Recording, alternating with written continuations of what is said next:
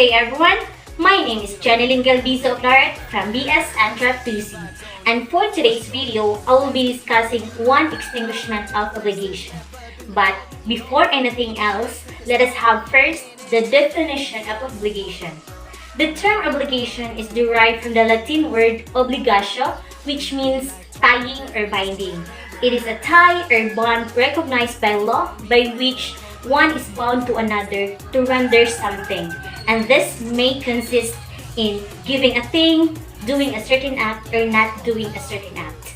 So again, an obligation is a juridical necessity to give, to do, or not to do, which can be found in Article 1156 of the Philippine Civil Code. It merely stresses the duty under the law of the debtor or obliger, he who has a duty of giving, doing, or not doing when it speaks of obligation as a juridical necessity. Of course, it has four essential requisites of an obligation, namely, passive subject, also called as debtor or obliger, the active subject, which is the creditor or obligee, the object or prestation, which is the subject matter of the obligation, and most especially the juridical or legal type, also called as the efficient cause. So, let's go back to our main topic. In fact, obligations are extinguished through payment or performance, loss of the thing due, condonation or remission of debt, confusion or merger of rights, compensation, and novation. In above mentioned, the chosen topic that we'll be discussing today is the loss of the thing due.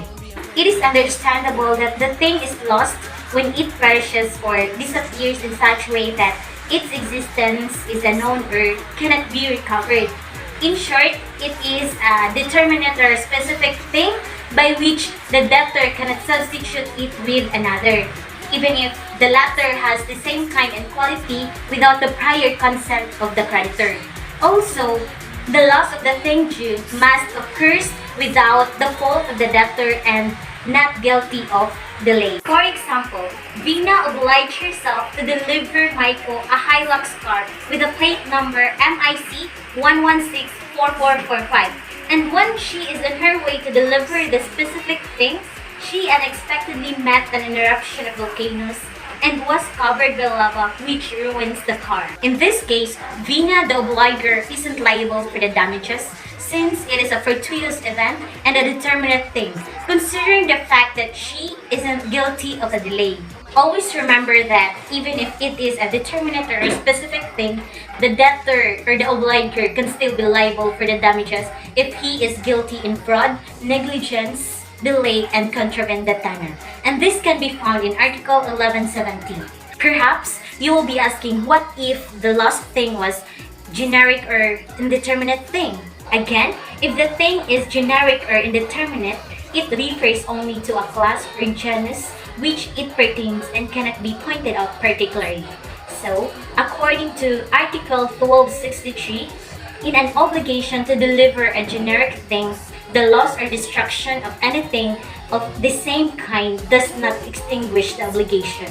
And based on the principle that generic thing never perishes or genus non comperet, the debtor can still be compelled to deliver a thing of the same kind. However, the creditor cannot demand of a thing in a superior quality, and neither can the debtor deliver the thing of an inferior quality. For example, Jaker promised to deliver a washing machine to Maria on February 20.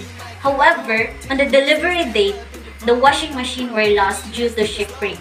So, in this case, Jaker, the obliger, is liable for damages, even though it is a fortuitous event and not guilty of delay. But, as the law says so, it is a indeterminate thing or generic thing by which the debtor can give anything as long as it is the same kind. So, this is all for today, and I hope you learned something from my discussion. Thank you, and God bless us all.